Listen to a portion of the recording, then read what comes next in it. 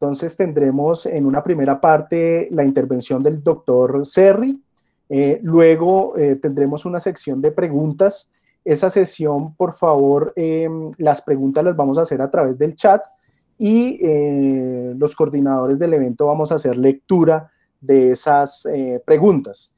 Actualmente estamos transmitiendo por el enlace Meet y a través de nuestra página de Facebook. Bueno, también decir que estamos en el marco y lamentando mucho el deceso, el fallecimiento del profesor Joan Pallés de España, pues que fue un referente para el problema de pensar la didáctica de la historia en esta parte del mundo, en Iberoamérica, y pues también digamos que este espacio va en su honor.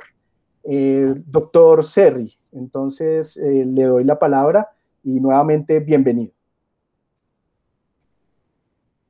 Ok, muchas gracias, profesor Javier. Muchas gracias a la profesora Carolina también del Departamento de Historia. Es un gusto estar presente, no exactamente presente, ¿no?, en esta actividad virtual, pero es una presencia de alguna manera. Estoy muy feliz por estar hablando con ustedes y bueno, voy a hacer mi exposición y luego charlamos un poco, que me parece lo más importante. Bueno, yo voy a hablar con este español que están escuchando, que es lo que alcanzo a hablar, ¿no?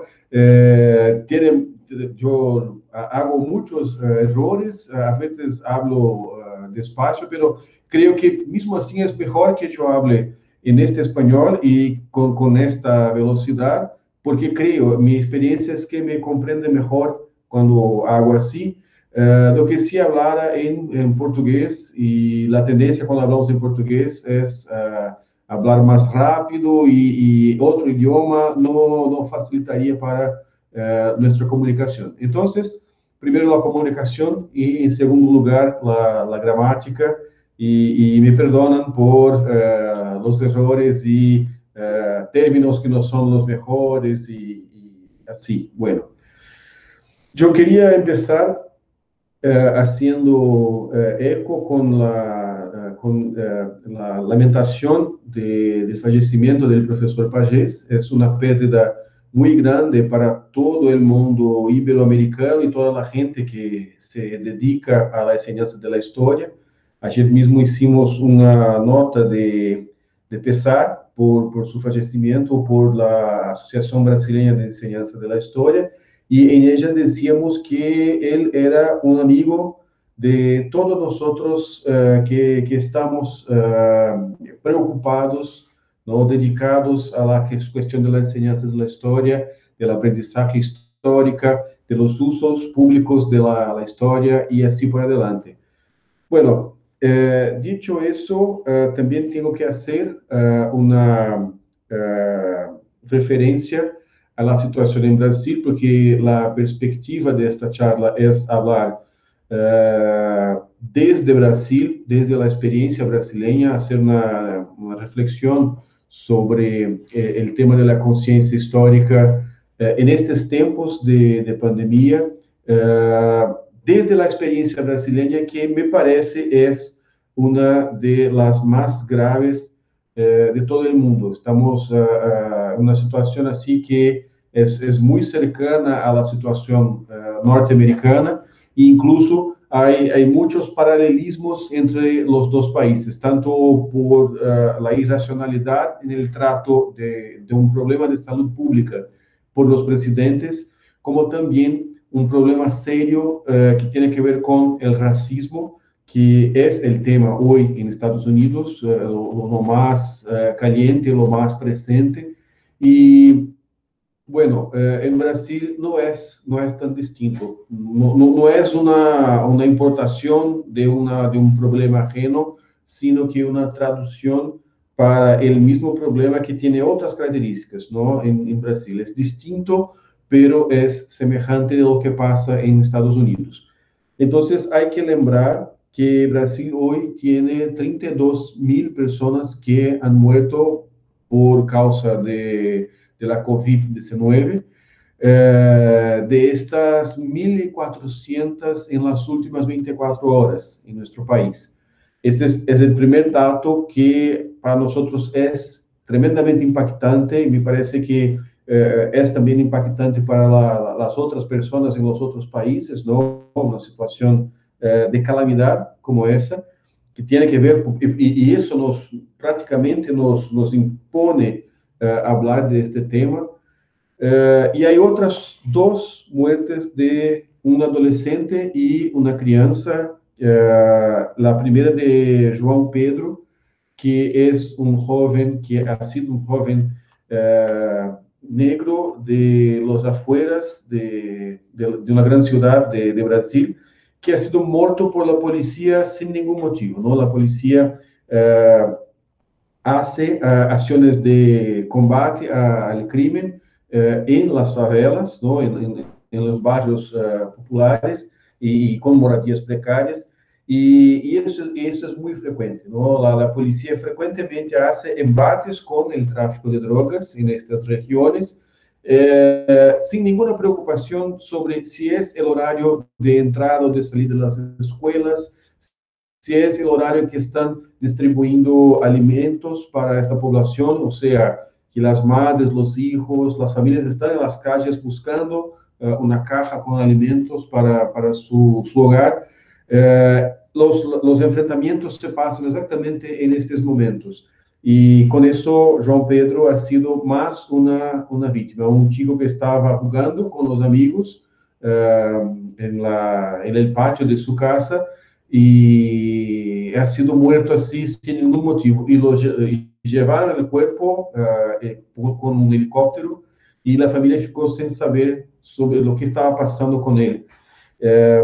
Ayer, y eso si no me equivoco en Río de Janeiro, y ayer en Recife, más al nordeste, un chico de 5 años llamado Pedro ha sido llevado por su madre, que era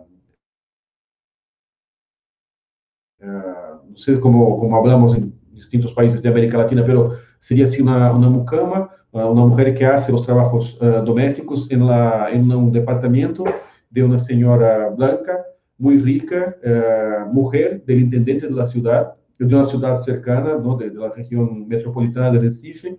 Y bueno, la señora la mandó salir a pasear con el perrito y quedó cuidando de Pedro. Pero Pedro quería mucho a su madre, que buscaba a su madre y la señora lo ha puesto a él en el ascensor y apretó el botón, pero lo que pasó fue que Pedro ha ido arriba y no abajo y buscando a su madre cayó desde el predio y ha venido a fallecer. O sea, una cosa absolutamente estúpida que lembra mucho del esclavismo en Brasil, ¿no? Esas huellas que han quedado del esclavismo y que nos impactan tanto, que son tan complejas, que nos dejan así, en una situación de buscar siempre fuerzas para no quedar deprimido con esta situación, con esta verdadera necrosociedad que estamos viviendo en Brasil.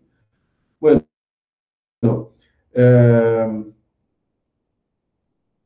a ver cómo cambio aquí. Voy a hacer la proyección.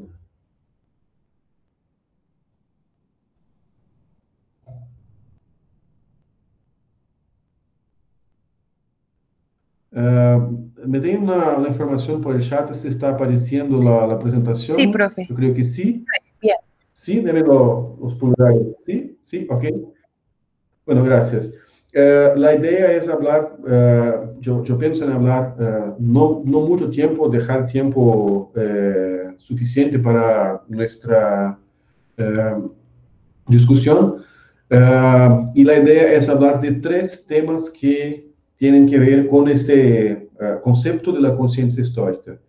El primero de la muerte, el segundo, hablar del tiempo, y el tercer, hacer algunas preguntas sobre la posibilidad de regresión de la conciencia histórica, que es lo que somos obligados a pensar, y por eso el nombre es Una mirada desde Brasil, ¿no? Puede parecer una mirada muy pesimista, así de mal gusto quizás, pero es una visión desde este país, ¿no? Que tiene esta situación tan compleja en que se permitió la quiebra total, no total, la quiebra parcial de las instituciones y de las leyes para producir determinados efectos políticos, y esta quiebra ha generado, ¿no?, una presión para otras quiebras que termina ahora con un gobierno que es prácticamente filofascista o protofascista o fascista. eh, y bueno, tiene un grupo de apoyadores que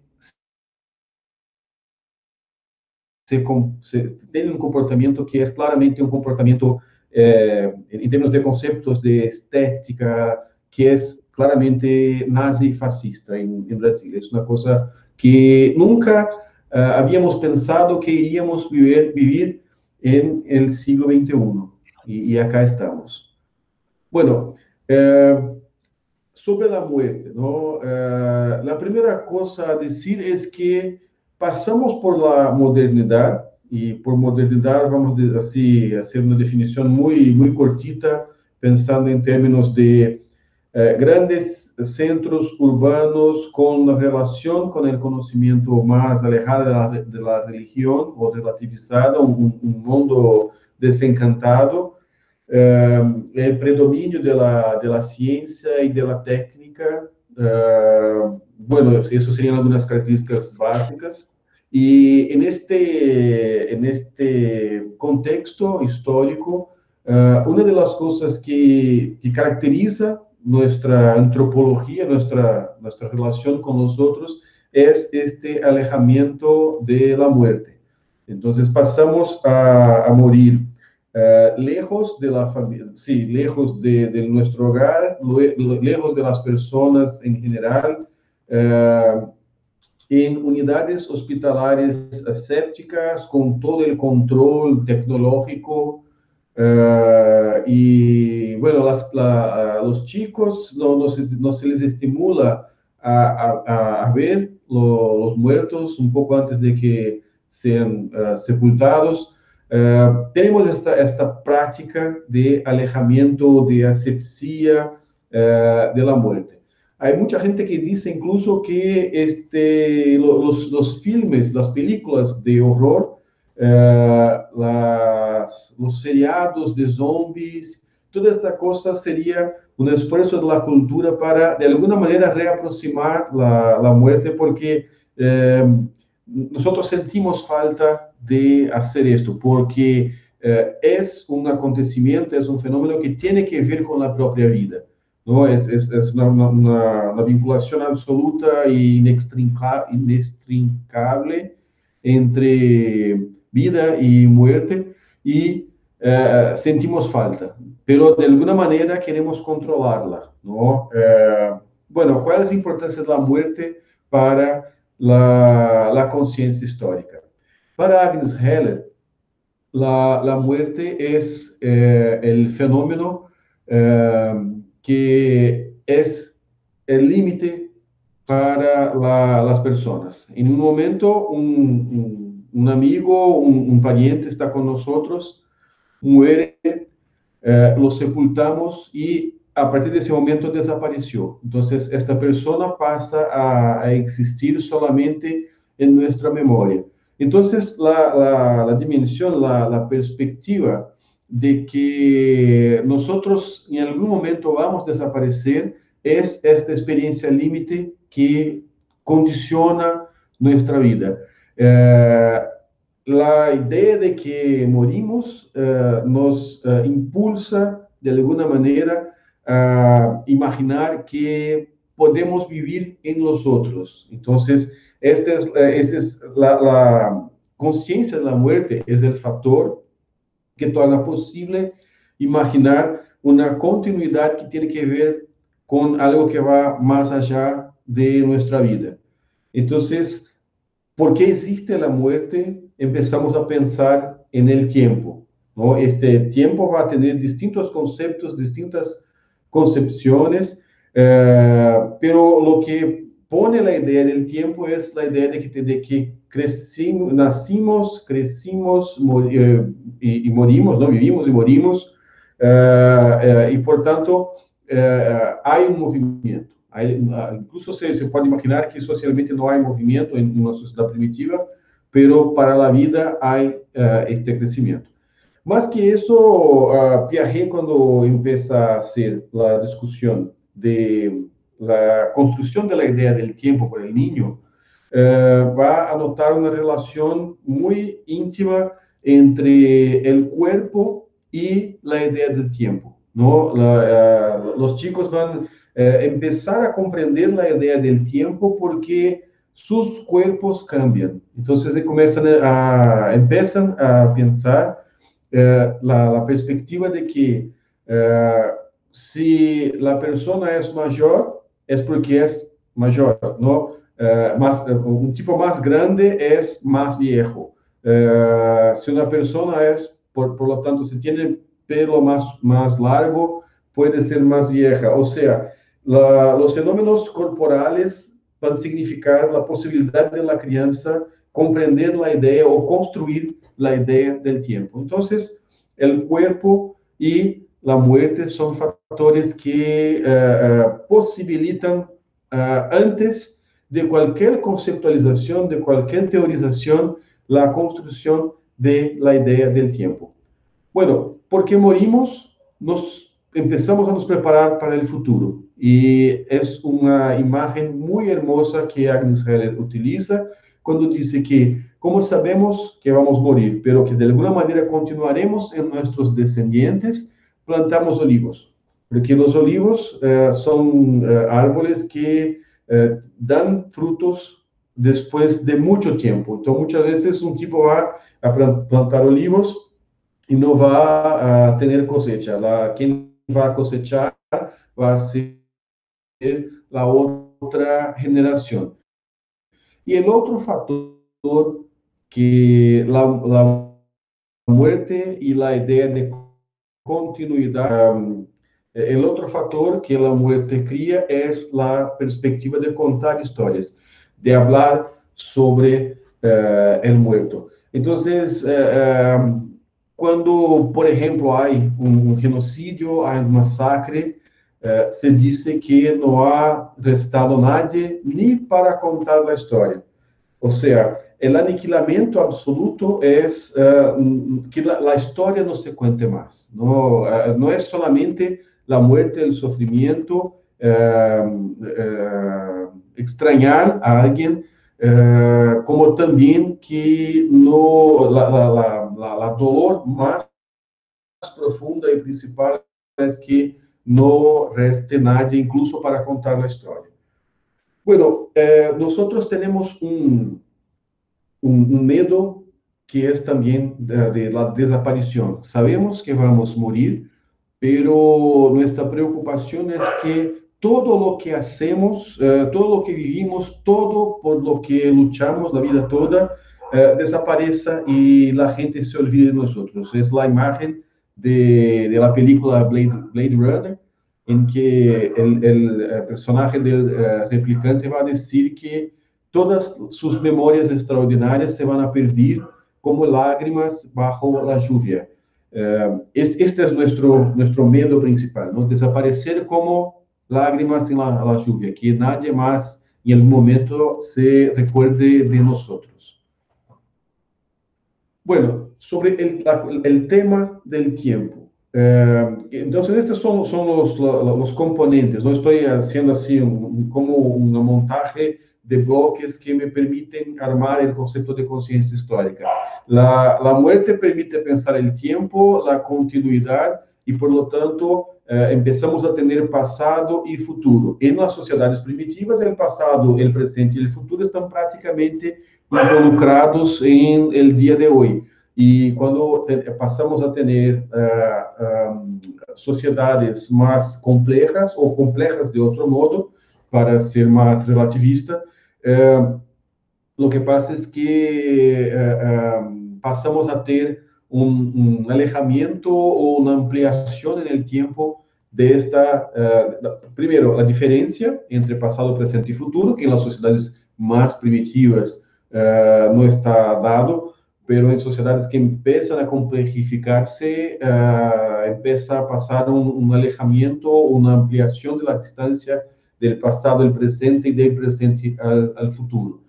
Eh, bueno, no es el caso de hablar, ¿no? de cómo se da este desarrollo de la conciencia histórica por la ampliación de nuestra capacidad de concebir el tiempo y de pensar o concebir un tiempo cada vez más largo, ¿no? Que hay esta relación, porque si tomamos los cuatro modos de generación de sentido histórico de Rusen, del tradicional al ejemplar, tengo una ampliación de la cantidad de tiempo que tengo la capacidad de concebir. Cuando paso al crítico, también tengo una ampliación, y cuando voy al genético, esta ampliación es fenomenal, porque paso a conceber la idea no solamente de que el tiempo es tremendamente amplio, como 8, 10, 12 billones de años hacia el Big Bang, o 200.000 años para la datación del comienzo del Homo sapiens, ¿no? De la raza humana propiamente dita. Entonces, sería la más fuerte ampliación del tiempo. Pero esto desde una mirada occidental, porque nos lembran que las sociedades en India tienen también una concepción de tiempo que es bastante, una aprehensión del tiempo que es bastante larga, pero este es otro tema. Bueno, el tiempo es un componente fundamental de la conciencia histórica, y nosotros estamos viviendo en una situación de pandemia que no tiene medicina, no tiene vacina, no tiene tratamiento, y una de las pocas armas que se tiene es aislamiento social y quedarse en las casas y entrar en esta situación de cuarentena.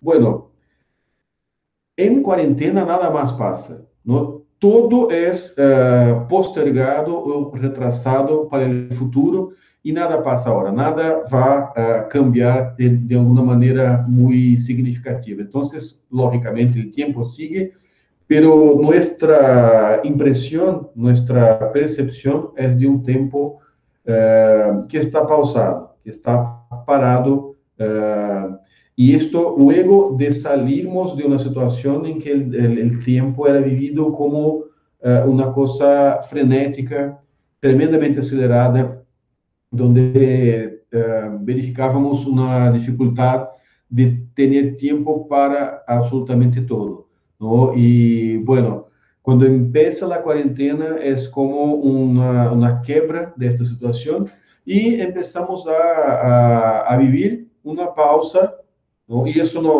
nuestra experiencia aquí en Brasil es que eso no ha durado mucho tiempo, ¿no? Quizás un mes o dos, y luego empezamos con las actividades a distancia, remotas, y hay mucha gente que se está quejando de que no tiene menos tiempo ahora do que ayer. Esta es una otra mirada, ¿no? Pero cuando entramos en cuarentena, el hecho es que todo es después, todo está postergado. Las decisiones, las inversiones, el tiempo cambió. Por este tema de la cuarentena, el tiempo cambió. Y no quiere decir que la gente no va a intentar rebelarse contra eso y dar marcha al tiempo nuevamente. Pero esto no está bajo su control, ¿no? La idea es que, bueno, tenemos que abrir el comercio, abrir las industrias, hacer la economía girar, porque vamos a morir de hambre y hay que trabajar. Bueno, el hecho de que la gente va a las tiendas, a los shoppings, a las fábricas a trabajar, no quiere decir que la economía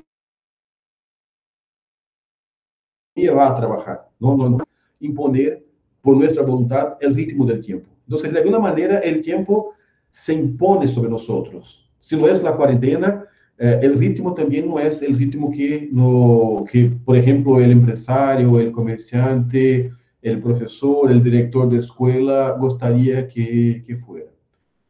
Un otro tema que tiene que ver con el tiempo, y ahora empiezo a pasar a hablar más directamente del caso brasileño, como ustedes saben, estamos viviendo bajo un gobierno que no es de derecha, sino que de extrema derecha en Brasil, y ha creado una base social de sustentación que llamamos de bolsonarismo, y el bolsonarismo funciona con la dirección de los contingentes, de la gente que está involucrada o no, que es militante del bolsonarismo o que es apoyador de alguna manera.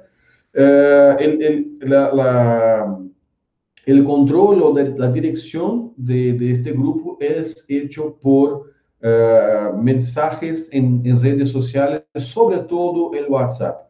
Entonces, a cada día hay un direccionamiento para estos grupos de mensajes, de tareas que tienen que hacer, de gente que hay que perseguir, de políticos que hay que hacer escrachos, ¿no? Virtuales o reunirse frente a la casa del político o del juez del Supremo Tribunal. Incluso, o sea, hay siempre una información, una tarea y un cambio. Siempre se verifica un cambio de la interpretación. El caso de la pandemia es muy significativo porque nuestro gobierno empezó diciendo que no había pandemia. Después diciendo que sí había, pero no era grave.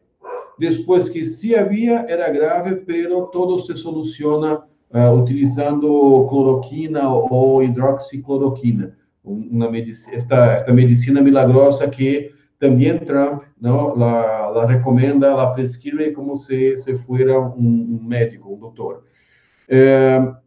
Bueno, la gente que está bajo esta situación del bolsonarismo no se lembra más de la primera orientación, o sea, no hay pandemia, ¿no? Y eso algunos especialistas están llamando de actualismo, o sea, una técnica de control, ¿no? De estos grupos políticamente hiper radicalizados que funciona por mantenerlos siempre en una situación de rabia, de indignación o de acciones violentas, verbalmente violentas o físicamente violentas y siempre movilizadas. Entonces, no hay pasado. No hay pasado inmediato, no hay pasado intermediario, no hay un pasado mediano, hay solamente un pasado mítico, que sería el tiempo de la dictadura militar brasileña, donde todo sería muy bueno, no habría crímenes, la policía golpeaba y prendía y golpeaba solamente los comunistas y los criminales mismos, no había violencia policial, no había tráfico de drogas, no había crimen, la gente vivía bien, la selección brasileña de fútbol no perdía de 7-1 de la selección de Alemania, sino por el contrario, ganaba el Campeonato Mundial de Fútbol de 1970, con su tricampeonato de fútbol. O sea, el deseo del futuro en este actualismo es exactamente el pasado. La relación con el pasado es solamente con el pasado mítico. Este pasado como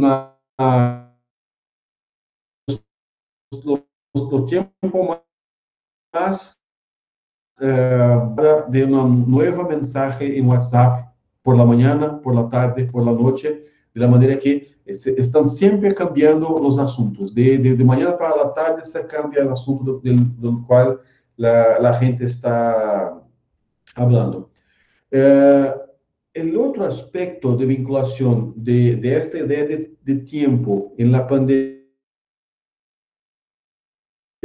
con la gente en Brasil que da sostenimiento al presidente que mantiene estas políticas complejas, ¿no? Complicadas para el enfrentamiento de la pandemia, también se da por las narrativas del cuerpo y la memoria social pasa por eso entonces, por esas narrativas del cuerpo. El cuerpo, en el caso, es el propio cuerpo del presidente Bolsonaro. Entonces, el actualismo es el odio y las noticias falsas, las fake news, todo el tiempo. Y esto facilita muchísimo el sostenimiento de mitologías políticas, que serían dos las principales para esta situación, ¿no? La mitología de la conspiración, o sea, los comunistas están esperando debajo del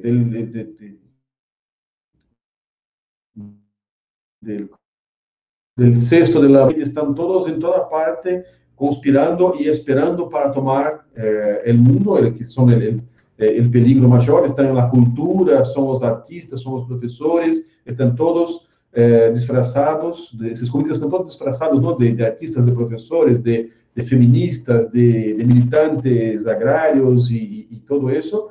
Entonces, la mitología de la conspiración, esta paranoia de la conspiración comunista, que estaría en todo el mundo, que es muy gracioso porque dicen que el comunismo no funciona en parte alguna, ¿no? Que el comunismo no tiene fuerza, pero por otro costado, el comunismo sería tan fuerte que tendría una conspiración que está siempre así, cerca de tomar el poder mundial, el poder regional, el poder nacional y el poder en la propia casa de esta persona. Y la otra mitología política es la propia mitología del Salvador. Bolsonaro sería una especie de encarnación de un tipo de salvador político, la persona que son nuestros problemas nacionales. Y estas mitologías están inscritas en el propio cuerpo del presidente. El presidente, como saben, ha sufrido un atentado y ha sufrido una puñalada en la campaña electoral de 2018. Bueno, luego del atentado, algunos momentos después, la camisa ensangrentada,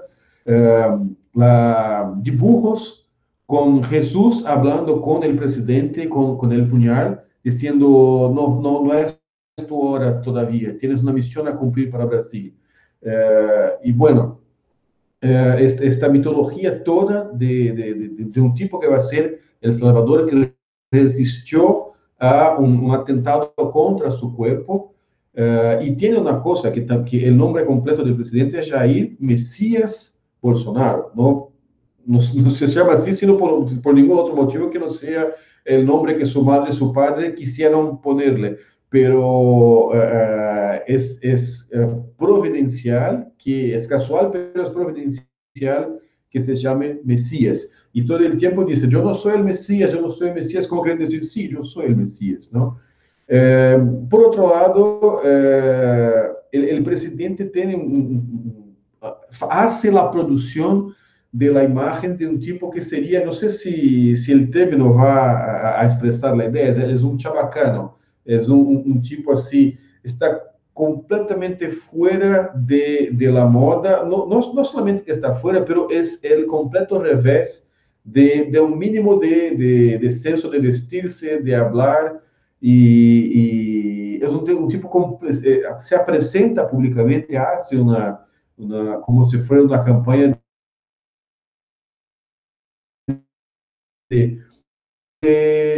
común, incluso kitsch, ¿no? Chabacano. Y el chiste es que esto es un poco lo que hay en todo brasileño. Incluso los más ricos o la clase media quieren alejarse de eso, pero en el fondo esto es, ¿no? Este kitsch, ¿no? Hablamos aquí, este caipira, ese jeca,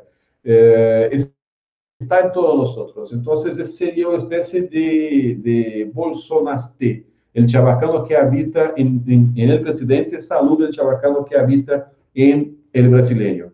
Bueno, y la tercera cosa de esta narrativa en el cuerpo del presidente ha sido que el presidente ha viajado a Estados Unidos, se ha encontrado con Donald Trump y volvió al Brasil y toda su comitiva, todo su equipo de 28 personas, 24, 29. Solamente el presidente más dos o tres personas no se han contaminado. O sea, el Congreso, después el presidente sale contra todas las recomendaciones médicas, sale a cumplimentar, a abrazar, a besar estos grupos neofascistas que lo van a encontrar todos los domingos frente a la salud pública, ¿no? Si el presidente estuviera infectado o incluso si no estuviera, porque podría pasar, ¿no? El virus de una persona para otra. Pero la pregunta de los diputados, la pregunta del Congreso es, ¿cuál ha sido el resultado de su testeo del examen que ha hecho, ¿no? Del estudio que ha hecho para ver si está infectado con la SARS-CoV-2 o no?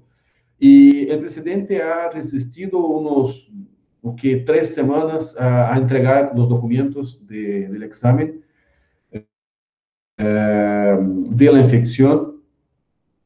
Por fin las entregó y no constaba infectado, pero la gente empezó a imaginar que esto era fácil. Se ha puesto en duda, de alguna manera, que el presidente ha estado o no contaminado. Incluso él hacía en sus pronunciamientos menciones a eso. Si yo estuviera, yo no tendría ningún síntoma. Bueno, la idea de que el presidente se ha podido tener infectado por el virus corona y no ha quedado enfermo, y el desprecio que tiene por la posibilidad de contaminación sería una otra marca casi subconsciente de su condición de salvador para esta gente que le da apoyo en Brasil. Por último, bueno, no es último, pero son dos cuestiones que me gustaría dejar para hablarmos un poco más a frente.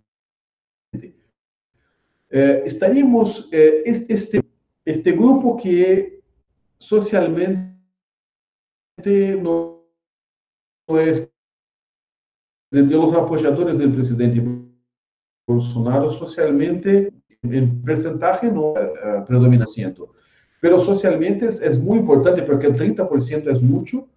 Y son 30% de personas que están dando apoyo, que están dando sostenimiento al presidente que está en el poder. Entonces, esto es todo lleno de significación. La cultura que lo permite, que permite una cosa como esa, sería una nueva forma de producción de sentido histórico, una nueva forma de cultura o de conciencia histórica. Sería, por ejemplo, quizás un modo neotradicional. Rusen habla de modo tradicional de generación de sentido. ¿Sería un modo neotradicional? ¿O se trata simplemente de la actualización de la confusión de la conciencia histórica, que es un concepto de Agnes Herder? Bueno, volveremos a estas preguntas. Estaríamos hablando de la regresión de la conciencia histórica, de los modos de generación de sentido histórico. Bueno, la idea es que mi lectura de esto es que los modos de generación de sentido histórico que propone Rusen no son necesariamente tipos de conciencia histórica, o sea, esencias de personas, ni etapas que vamos sobrepujando para pasar a la próxima más sofisticada o más cierta, sino que son modos de modos lingüísticos de producción de sentido. De la manera que uno que domina lo más complejo necesariamente domina lo menos complejo, pero ni siempre el tipo que domina un modo de generación de sentido más simple es capaz de dominar el modo más complejo. Entonces, esta es una perspectiva, pero la cultura histórica se puede caracterizar por el predominio, por la mayor frecuencia, por la mayor influencia de una manera de producción de sentido histórico. Entonces, podemos decir que quizás las sociedades modernas serían sociedades en que predomina para la política, para la mayor parte de las personas, para las personas que son tidas por nosotros como respetables, para las instituciones, un determinado modo de generación de sentido. Entonces, por ejemplo, ¿cómo nos orientamos para las cuestiones de salud pública? ¿Por la religión o por la ciencia? Bueno, cuando es por la religión, tenemos una sociedad en que predomina un modo ejemplar, quizás. O si nuestra orientación para las políticas de salud viene de la ciencia, eso quiere decir que hay una predominancia del modo genético de producción de sentido. Bueno, Gadamer va a proponer que la conciencia histórica sería una característica moderna occidental, o sea, solamente las sociedades modernas avanzadas serían sociedades que tienen conciencia histórica propiamente dita. Lo que caracterizaría eso? La conciencia de que todos los objetos son históricos y que toda opinión es relativa. Esta característica se podría atribuir así muy generalmente, muy grosso modo, a el modo genético de generación de sentido según la propuesta de Russell. Haciendo un cambio, porque me parece que es muy eurocéntrica la idea de que solamente un tipo de sociedad, que exactamente serían las sociedades modernas, occidentales, europeas, y las que de alguna manera emulan esta situación, que serían sociedades con conciencia histórica. Me parece muy más interesante la idea de este universal, de la conciencia histórica como un universal antropológico. Pero se puede hacer una otra lectura de un cambio, ¿no?, en esta propuesta de Gadamer, que se podría hacer la perspectiva de que en la modernidad el modo genético predomina en la cultura histórica, ¿no? Por predominar la cultura histórica, va a determinar las instituciones. Entonces, lo que sería la diferenciación, no que la gente, por ejemplo, en sociedades premodernas o en sociedades que no son europeas, no habría conciencia histórica, o la conciencia histórica sería más simple o más bruta, más primitiva, sino que en estas sociedades así, desarrolladas, ¿no?, entre comillas, el modo genético sería predominante. Y la occidentalización o la europeización del mundo sería la generalización de esta condición, en que el modo genético es predominante y de alguna manera domina las instituciones, y por medio de este dominio sobre las instituciones condiciona la cultura histórica y su reproducción. La pregunta es, si esto es cierto, yo no sé si es cierto, estoy lanzando una hipótesis, pero si esto es cierto, si esto es válido, la pregunta es, ¿habría alguna condición que hiciera, por ejemplo, que uno de estos países no desarrollados, como Estados Unidos, pasara por una regresión de este predominio del modo genético en la cultura histórica? Lo que explica la elección de un tipo como Donald Trump y sus ideas. Este es el problema que nos hace pensar sobre la posibilidad de regresión del predominio de un modo más avanzado, más complejo, más sofisticado de generación de conocimiento histórico, que está por su vez vinculado a una cultura política, una cultura artística, societaria, religiosa, moderna, desarrollada. Bueno, yo creo que estamos viviendo una regresión como esa, exactamente por el factor de que la ágora, el espacio de discusión de la democracia, dejó de ser la plaza pública, ¿no? Dejó de ser la televisión cuando es demandada por el Estado para que todos con condiciones puestas por la legislación tengan una condición mínima de igualdad para hacer el debate político. Y el debate político, la ágora de la democracia, pasa para las redes sociales, ¿no? Y no para el espacio público en que a principio todos tienen una condición parecida. Bueno, el modelo de negocio de las redes sociales tiene un impacto sobre la conciencia histórica, más que conciencia histórica, sobre la cultura histórica, ¿no? Sobre la colectividad, la manera como la colectividad se relaciona con el tiempo. Lo que marca las redes sociales es las ideas de fake news y de posverdad, porque por un motivo muy simple, porque es más fácil de difundir.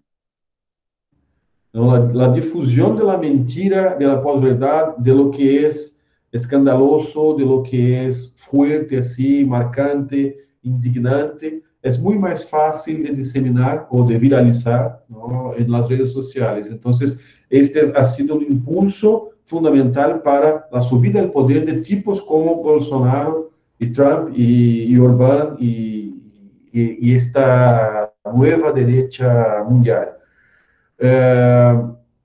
Bueno, la red es un espacio fantástico para conspiracionismos. Entonces, por ejemplo, el revisionismo histórico sobre el Holocausto ya estaba así dormido por un tiempo y la oportunidad de las redes han posibilitado en Brasil, por ejemplo, de 2014, 15, 16, una ola insuportable de discusión sobre el nazismo, el holocausto y sobre si que el nazismo sería en verdad de izquierda y no de derecha. Entonces no habría ningún movimiento polémico, complejo, malo en la derecha, solamente en la izquierda. Pero este es el tipo de cosa que solamente puede difundirse, solamente no, mas es mucho más fácil difundirse por las redes sociales, que son afectas a conspiracionismos. Al mismo tiempo, las redes sociales colonizan nuestro tiempo y nuestra para el nacimiento, crecimiento, desarrollo, difusión de los fundamentalismos de todo tipo, no solamente religioso, como también político y así por adelante. Bueno, con esto llegamos a nuestras preguntas finales.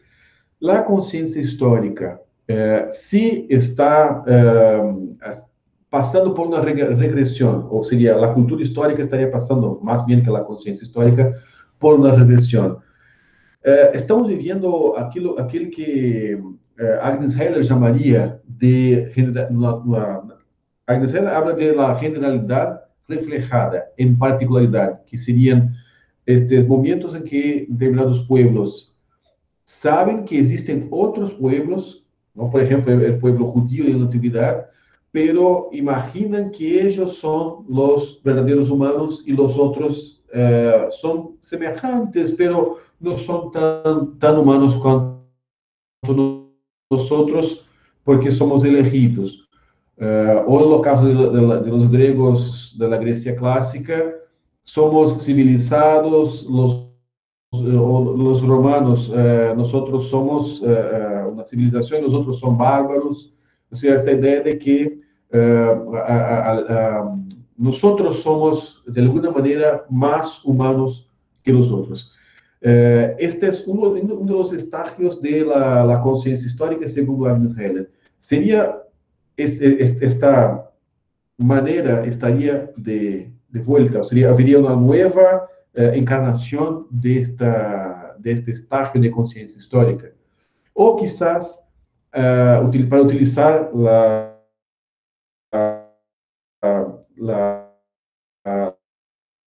una especie, estaríamos regresando al modo ejemplar o tradicional, pero no es la misma cosa, no puede ser más la misma cosa después de la historia que ya vivimos.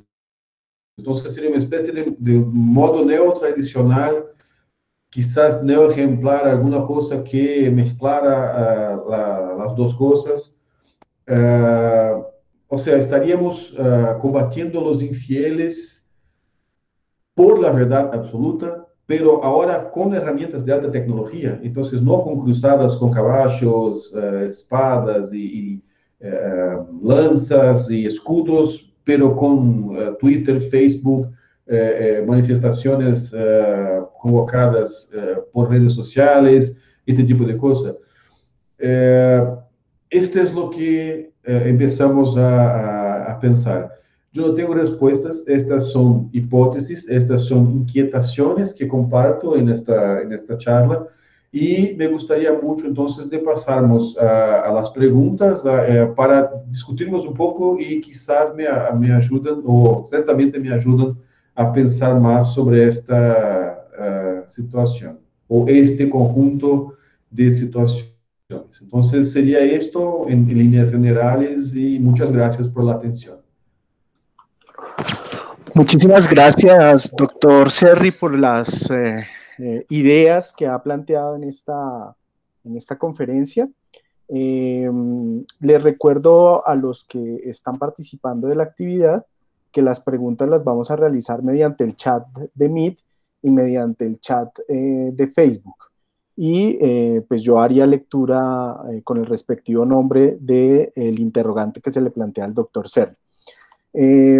En general, digamos que es muy interesante los planteamientos que nos plantea, doctor, en tanto que nos coloca, digamos, nos hace ver que la conciencia histórica como categoría analítica nos permite dar cuenta, digamos, de la realidad, ¿no? O sea, que no es una categoría o no es un concepto abstracto, teórico simplemente, sino que nos permite dar cuenta de fenómenos sociales, políticos, culturales, de la actualidad, también del pasado y del futuro.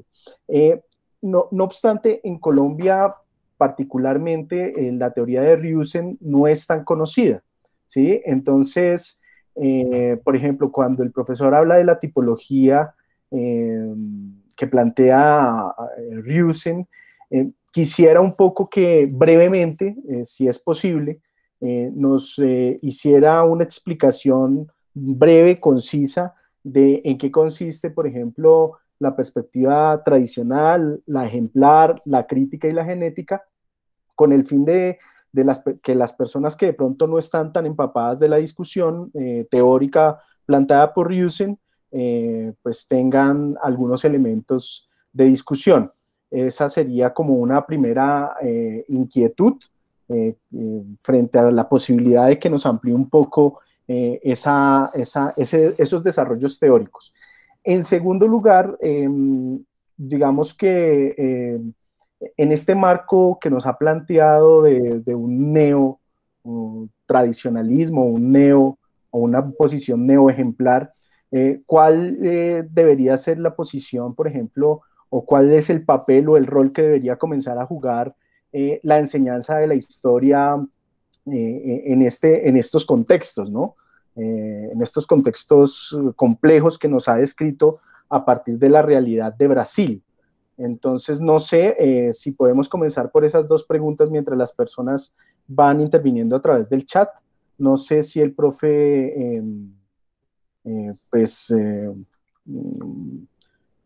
comprendió, digamos, como las dos preguntas, una de ampliación, digamos, de los alcances teóricos de la tipología que plantea Riusen, y dos, frente a cuál sería el papel de la escuela y particularmente el problema de la enseñanza de la historia en estos contextos.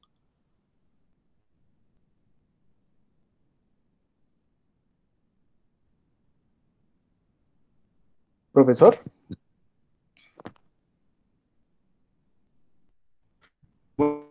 El estudio me parece que la idea es de la tipología y problemas y después, ¿cuál sería el papel de la enseñanza de la historia frente a estos desafíos contemporáneos? ¿Sería eso? Sí, sí, sí, profesor. ¿Me escuchan?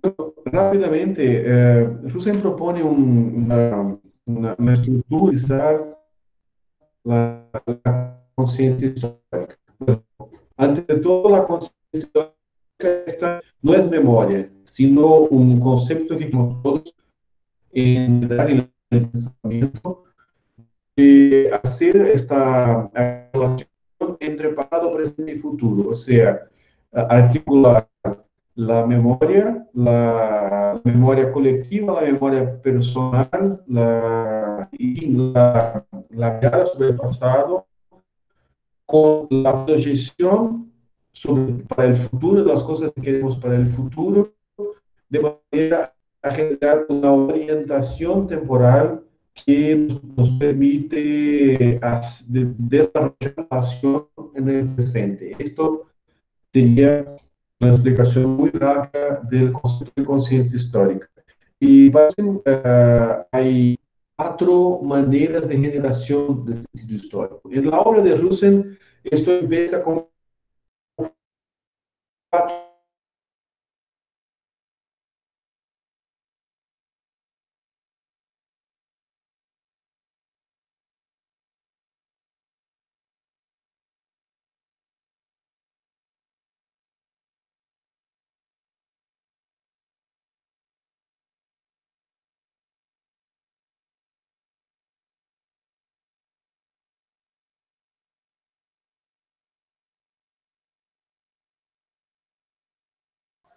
Perdón, soy la única la que se le cortó, que no está escuchando. Creo que el profe tuvo problemas, ya estamos contactándolo para que vuelva a reactivar su comunicación.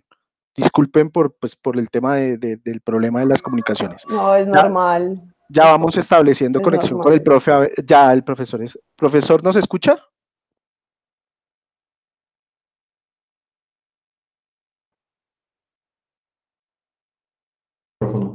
Ahora sí. ¿Me escuchan? Ahora sí lo escuchamos, profe. Tuvimos un problema, un problema de conexión. Ok, yo Pero creo que ahora, ha sido aquí, en mi conexión, yo creo que el problema pasó aquí.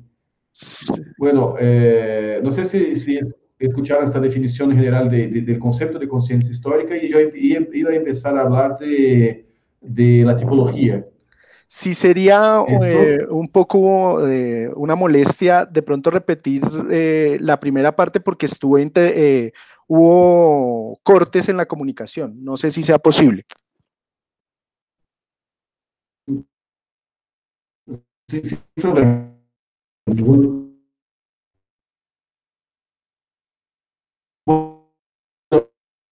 Entonces, intentaré retomar, pero si seguimos teniendo problemas de conexión, yo creo que podría pagar acá y solamente con sonido, ¿ok?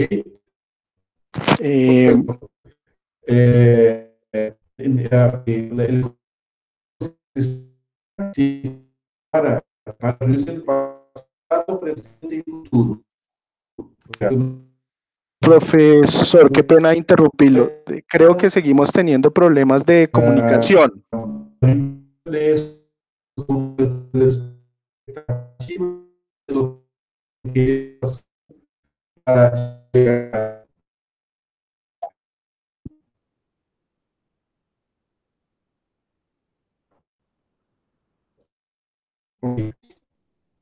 Bueno, yo creo que escucha.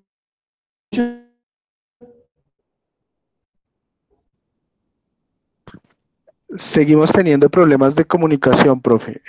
Un momento, vamos a intentar establecer aquí una solución con el profe vía WhatsApp y ya seguimos con, a ver si podemos tener la Si respuesta de intentan los que el profes. profe se desconecte y vuelva a ingresar, Sí, vamos a intentar por ese lado a veces es una buena opción, a ver ¿no? si tenemos la posibilidad de tener las respuestas del profe. Denos un minutico a ver si podemos solucionar.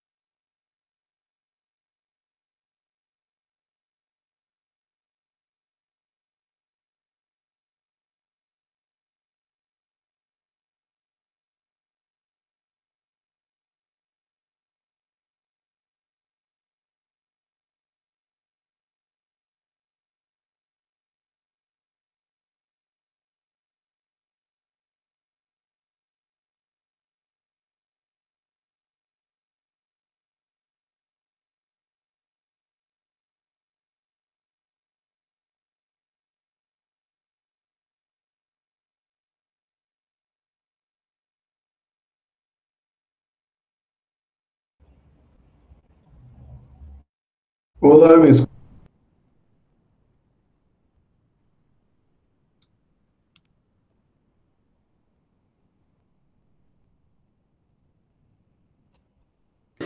Hola, ¿me En este escuchan? momento sí, profe. ¿Nos escucha ahora con claridad?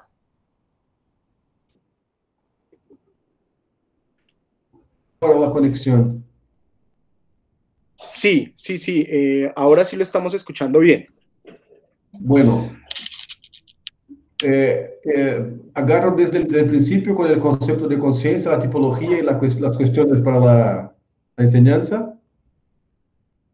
Sí, perfecto ahora lo estamos escuchando perfecto, no tenemos interferencia, entonces para poder tener sus apreciaciones completas. Bueno, primero, el concepto de conciencia histórica. Así, muy rápidamente, la conciencia histórica es un concepto que ha sido dibujado para dar cuenta de una cosa que es más amplia que la memoria. La memoria sería alguna cosa, o el trabajo, el propio trabajo de la memoria sería alguna cosa que está contenida por el concepto de conciencia histórica. La conciencia histórica es este movimiento mental por lo cual buscamos orientación en el tiempo o construimos orientación en el tiempo eh, que se produce desde nuestra mirada del pasado, sea por nuestras memorias, por las memorias de otros, por las historias que nos cuentan, por todo el contexto cultural que nos da una determinada visión del pasado, la protección, o sea, nuestra perspectiva de lo que pensamos que va a ser y lo que queremos que sea el futuro, eh, de manera que logramos con esta articulación buscar una orientación para la agencia, ¿no? Para hacer algo en el presente. Entonces, este sería muy generalmente es el concepto de conciencia histórica. Siendo más simplemente conciencia histórica es el proceso de darle significado al tiempo, al sentido, al significado y sentido al tiempo. Bueno, hasta aquí todo bien con el sonido. ¿Me Perfecto, escuchan profesor. bien? Perfecto. Bueno, muy bien. Rusen propone, bueno, la idea de conciencia histórica entonces está presente en muchos autores y Rusen propone la idea de que podrían existir cuatro tipos de conciencia histórica. Cuando empieza a hacer esta tipología, habla en tipos de conciencia histórica, es una mirada más esencialista, ¿no? A decir que existirían cuatro tipos de conciencia histórica. Una tradicional en la cual el pasado no es percibido como tal por las personas, o sea, no hay una reflexión, no hay una representación del pasado. Un segundo tipo que sería el ejemplar, o sea, una mirada desde la cual el pasado sirve como ejemplos para pensar nuestra vida, como una especie de historia maestra de la vida. Habría un tercer modo, que sería un tercer tipo de conciencia, que sería la crítica, o sea, la que torna posible cuestionar la visión general del mundo, ¿no? Lo que el modo crítico, lo que el tipo crítico produce es un cuestionamiento global. No se trata de pequeños cuestionamientos, sino que cuestionamientos sobre todo el sentido de el mundo que está puesto por un tipo de sociedad. Por ejemplo, las propias verdades de un modo de pensar son indicadas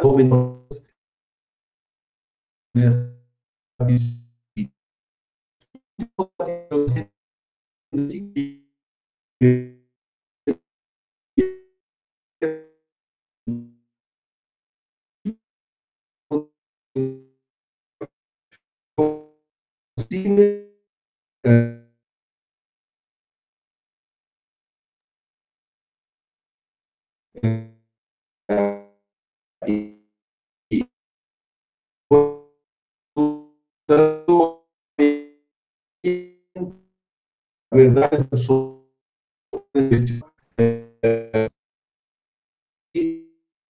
los críticos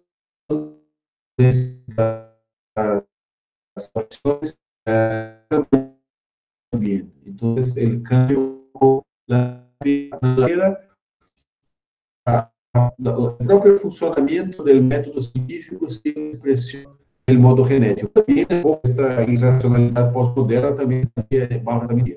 Bueno, cuando se trata, de alguna manera, de esta abordaje más esencialista, más funcional, y deja de hablar de tipos de conciencia, personas, en el tiempo, para una cosa muy física, que sería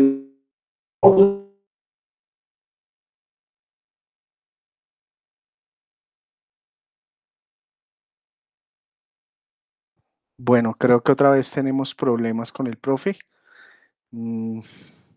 Estaba siendo muy interesante la primera parte de la descripción de la teoría, o por lo menos de la descripción breve de las tipologías propuestas por el profesor Ryusen. No sé, vamos a hacer un último intento y si no, pues tendríamos que tomar otra decisión sobre, pues trasladarle las preguntas al profe a ver si él no lo puede contestar por otro medio. Sí, se perdió sobre todo cuando iba a hablar ya del cuarto tipo. Los primeros tres se lo escucharon perfecto. Ay, qué lástima mi conexión. Sí, es lástima la conexión que tenemos. ¿El profe nos escucha en ese momento? Escucho bien.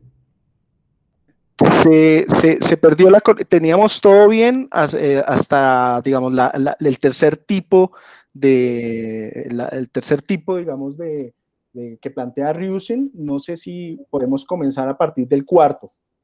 Ok, bueno, el cuarto tipo sería el genético, que es la perspectiva de que lo que caracteriza el tiempo no es ni una verdad universal como en el modo tradicional, ni una verdad que se impone por ejemplos, pero cambia como en el modo ejemplar, ni una verdad alternativa, sino que la verdad estaría en el cambio. En el cambio mismo estaría la verdad de la historia. Entonces, la relatividad de los puntos de vista, la renovación de las informaciones que tenemos, la apertura al cambio. Eso sería la caracterización de este modo genético. En visiones posteriores, Wilson va a hablar de no más de tipos de conciencia histórica, que serían como esencias de las personas en sus relaciones con el tiempo, sino que pasa a hablar de modos de generación de sentido histórico. O sea, cambia de una esencia de la persona o de una esencia del grupo para eh, una herramienta lingüística de producción de discursos. Entonces, los discursos podrían ser tradicionales, ¿no? Los sentidos generales, la manera de generar sentidos podría ser una manera tradicional, una manera ejemplar o crítica o genética. ¿Cuál es la ventaja de pensar de esta manera? Bueno, la ventaja es que yo puedo concebir, desde mi punto de vista, ¿no? Yo puedo concebir que yo tengo personas y sociedades en las cuales conviven distintos modos de generación de sentido. Puede ser que hay predominancias, pero incluso un cientista, ¿no? O la producción de conocimiento científico, que sería típicamente genética, no se va a verificar la prohibición de producir sentido de una manera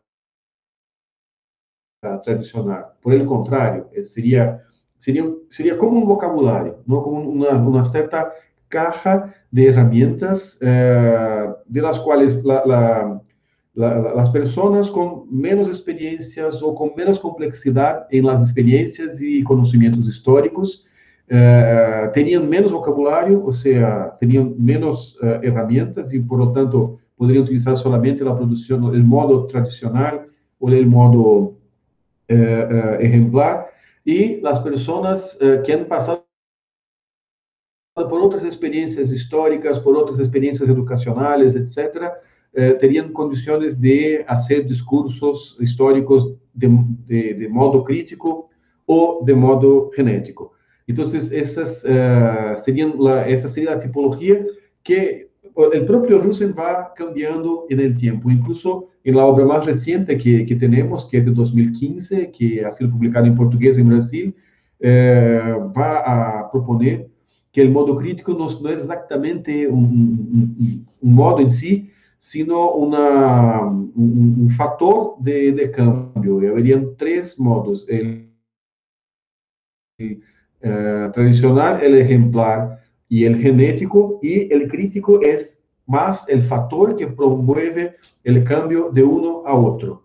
Pero esto sigue siendo una tipología al mismo tiempo útil y compleja, interesante y incompleta y por lo tanto polémica. Entonces, esta es una condición que tenemos para trabajar con esta tipología como herramienta para comprensión de la sociedad, del uso del conocimiento histórico, de la producción, circulación y consumo de conocimiento histórico, que incluye la educación, y bueno, al mismo tiempo vinculada con estas dificultades de un concepto, de una tipología que deriva de un concepto todavía en construcción. ¿Hasta aquí me escucharon? Sí, ahora sí, perfecta esa última parte, profesor. Ok. Bueno, ¿cuál sería el papel de la conciencia, de la enseñanza de historia frente a esta situación compleja de la conciencia histórica?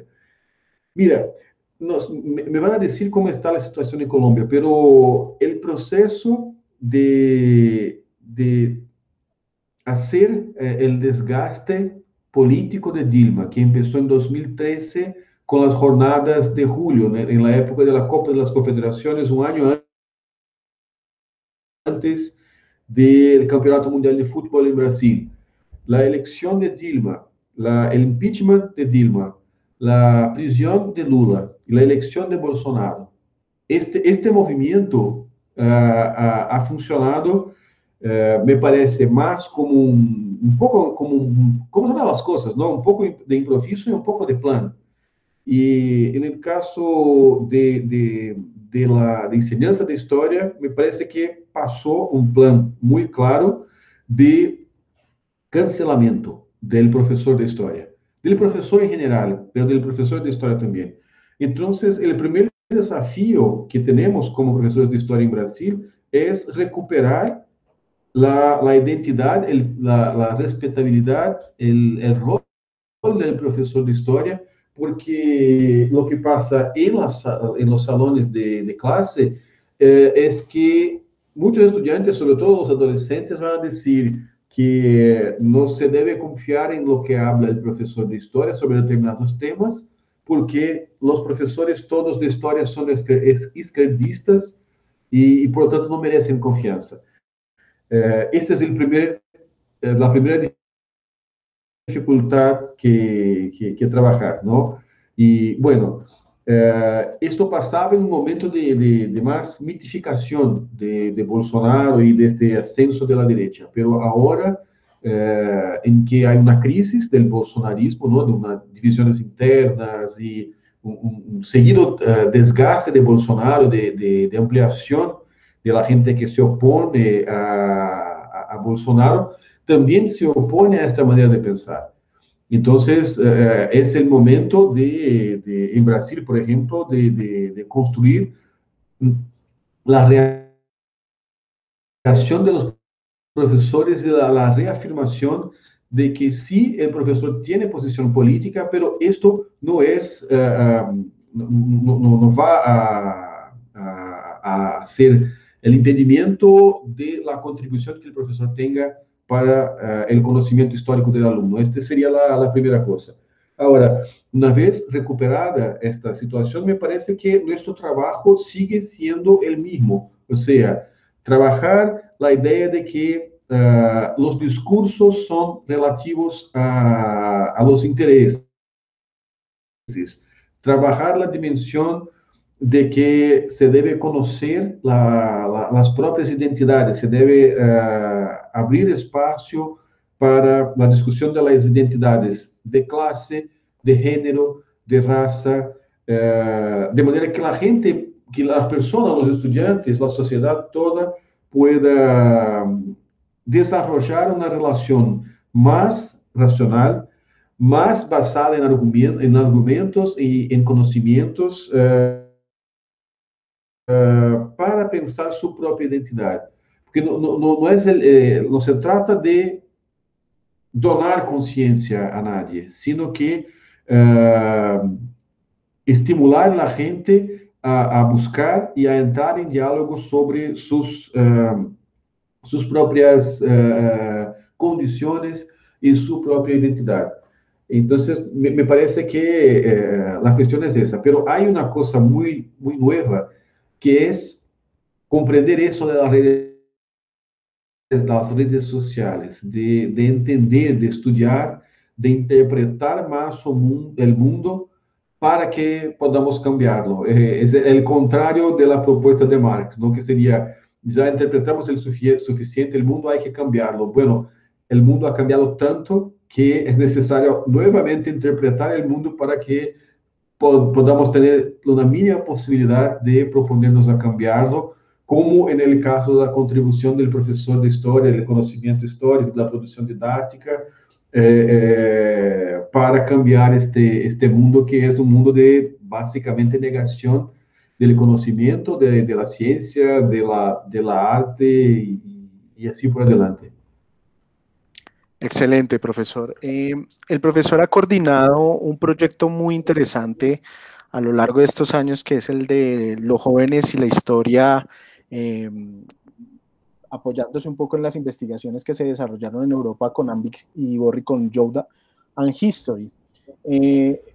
Tengo conocimiento que esa investigación se ha hecho en diferentes fases, en diferentes momentos, y que pues en el último año también se volvió a hacer una recolección de información pues con el instrumento que da base a esta investigación. El profesor ha encontrado, o sea, y como se han aplicado en diferentes temporalidades los instrumentos, ha encontrado grandes diferencias en los posicionamientos de los jóvenes, por lo menos de Brasil, porque sé que es un estudio comparado en el que se incluyen jóvenes de diferentes países, pero por lo menos en Brasil ha encontrado diferencias o permanencias en los posicionamientos políticos y en esto del desarrollo de la conciencia histórica, particularmente a través de estas investigaciones que ha hecho. Bueno, es interesante porque es la tercera recolección de datos y algunas cosas han cambiado en la pregunta que hacemos y otras, en términos de lo que preguntamos, no ha cambiado mucho. Hicimos desde la versión, desde el piloto de la investigación que ha sido hecho en 2007, ya preguntamos por una cosa que para nosotros en el Cono Sur es muy importante, que es la cuestión de las dictaduras militares. Y desde 2007, siguiendo en 2012-13, que ha sido la segunda recolección, incluso ahora en 2018, XIX, mejor, que ha sido la tercera recolección, lo que verificamos es que los jóvenes brasileños tienen una relación muy diferente, por ejemplo, sobre este tema de las dictaduras militares. En cuanto en los otros países, sobre todo Argentina, Uruguay, Chile, Paraguay quizá menos, hay un rechazo de la mayoría a las afirmaciones que son favorables a las dictaduras militares y el contrario, ¿no? A una aceptación a afirmaciones que están en contra de las dictaduras militares, que son críticas de las dictaduras militares. En cuanto esto pasa, ¿no? Esta criticidad contra las dictaduras pasa en estos países, en Brasil, quizás en Paraguay, lo que pasa es que hay una división muy clara entre los estudiantes, de los que están que tienen un juicio crítico y los que tienen un juicio favorable a la dictadura militar, están en una división muy clara y muy semejante en las dos partes. Con una pequeña ventaja para los que están en favor de las ideas, ¿no? de la evaluación histórica de la dictadura. Entonces, esta sería una primera característica que encontramos, que es una distinción, ¿no? Sobre todo en Brasil y Paraguay, de una perspectiva distinta de la memoria y, por lo tanto, de la conciencia histórica sobre la dictadura. Lógicamente, esto va a tornar más débil la concepción o la adherencia a la idea democrática en estos países. Y esto parecía una cosa muy rara en 2007, también seguía pareciendo muy rara en 2011, 12, y ahora no parece, infelizmente, no parece más nada rara, porque parece que aquel tipo de cosa estaba bajo la línea de visión y de repente, por un proceso que no logramos comprender en tiempo, subió arriba del horizonte y ahora es una cosa tremendamente visible. Pero hay otras cosas que son interesantes que encontramos en esta muestra del año pasado, porque hicimos una innovación. Una cosa es que pasamos a hacer la definición del cuestionario desde un diálogo muy profundo y muy largo entre todos los participantes. Entonces, es, de hecho, una obra colectiva. Tardamos casi un año, casi 2018 entero, para preparar el instrumento de recolección de datos. Y bueno, además de eso, una cosa que cambió en relación a la recolección anterior es un conjunto de 60 preguntas que no tienen que ver directamente con cuál es tu partido político, cuál es tu opción política, sos de izquierda o derecha. Lo que preguntamos es qué pensás del aborto, qué pensás del derecho, de la cuestión de trabajo, qué pensás sobre la división de la tierra, la concentración de la riqueza, qué te parece si el país puede estar enfocado, pero mi país yo tengo que apoyar. Este tipo de cuestión que son cuestiones sacadas de la brújula política, que es un intento, una perspectiva así habermasiana de definición del espectro político, de manera que con todas estas preguntas logramos hacer la división o la separación de los estudiantes por 4 posiciones políticas posibles, ¿no? Resultantes del cálculo de todas esas 60 preguntas, que sería izquierda democrática, izquierda autoritaria, derecha autoritaria, derecha democrática. Y lo que logramos ver es que en Brasil, que es un país tan conservador, 60% de los estudiantes, después de hacer estas respuestas, pueden ser clasificados como de izquierda, ¿no? Y 40% de derecha. Ahora, si hablamos de democracia, la situación es es más importante, porque 70% están entre los que podemos clasificar como democráticos y la otra minoría como autoritaria. Entonces, eso apunta para una perspectiva de que la adherencia que se ha visto el año no pasado, el año 2018, de los estudiantes de la enseñanza media, sobre todo los chicos, los varones, la adhesión a Bolsonaro expresaba mucho más una perspectiva de imagen, de estética, una cosa más superficial, porque la mayoría de estos jóvenes tienen una posición de izquierda democrática, ¿no? O de izquierda, incluso autoritaria, un poco autoritaria, una cosa así. Que, diciendo de otra manera, los gráficos que generamos no son una explicación para la situación política que encontramos. Quer decir,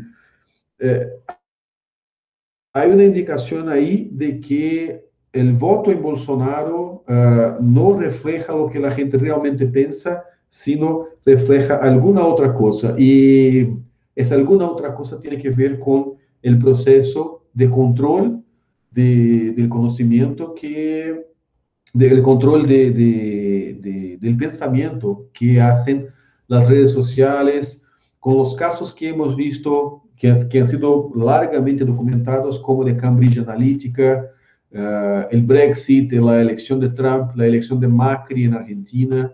Es decir, lo que la gente piensa no es, hay una disociación entre lo que los jóvenes piensan y las elecciones que hacen de candidatos y de partidos políticos. Estas son algunas cosas, ¿no? Y hay muchísimas otras, porque es un cuestionario bastante largo, son 260 marcaciones que los chicos y las chicas hacen, y bueno, con esta cantidad de datos tenemos cerca de 6.000 personas que han en 7, incluso México, el bastante de América del Sur, que genera una noticia con 2 millones de casillas. Entonces, es mucho dato.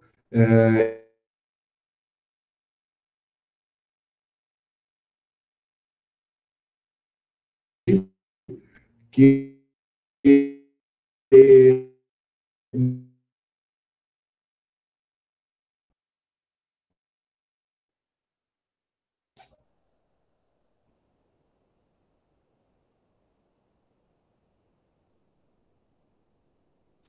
Bueno, creo que nuevamente tenemos algunos problemas con la comunicación, pero tuvimos la oportunidad de escuchar la mayor parte de la respuesta del profe.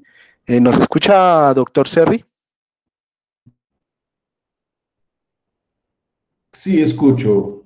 Sí, le decía que en la última parte tuvimos algunos problemas nuevamente de comunicación, pero que la mayor parte de la respuesta, eh, digamos, tuvimos acceso a la información de, de, de, de cómo, eh, del análisis de parte de los resultados que arrojó la investigación que están desarrollando en Brasil.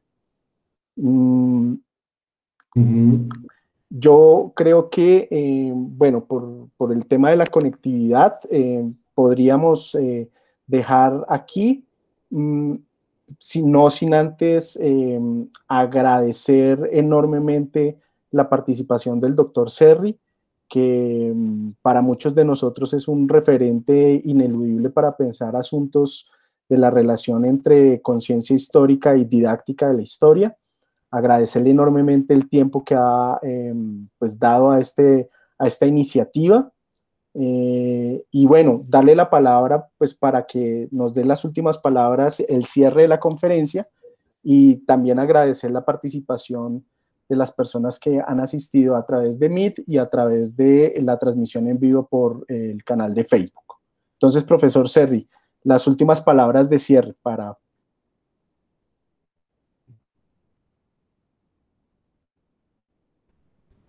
Bueno, simplemente agradecerles la oportunidad. Una lástima, yo creo que el problema es la conexión aquí, por lo que estoy viendo aquí en mi computadora, me parece que el problema es aquí. Entonces, les pido disculpas por un poco por por estos problemas de conexión. Bueno, muchas gracias y vamos a encontrar con ustedes en algún otro momento y seguir charlando. Yo estoy en Facebook, yo tendré mucho para hacer, en hablar, en sacar otras dudas que tengan. Muchísimas gracias y una buena noche.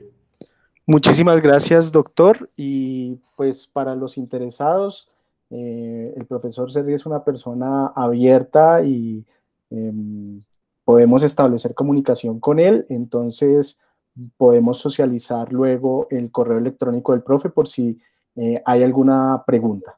Entonces, nuevamente agradecer. La próxima semana tendremos 2 conferencias.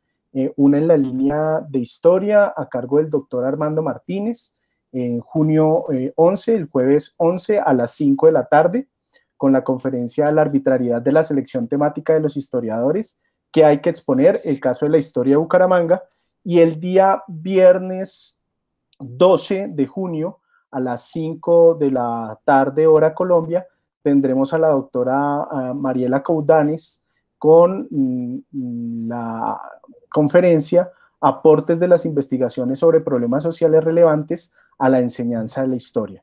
Nuevamente agradecer la participación de todos y todas y los esperamos el jueves y el viernes a las 5 de la tarde. Doctor Serri, muchísimas gracias y nos veremos entonces la próxima semana.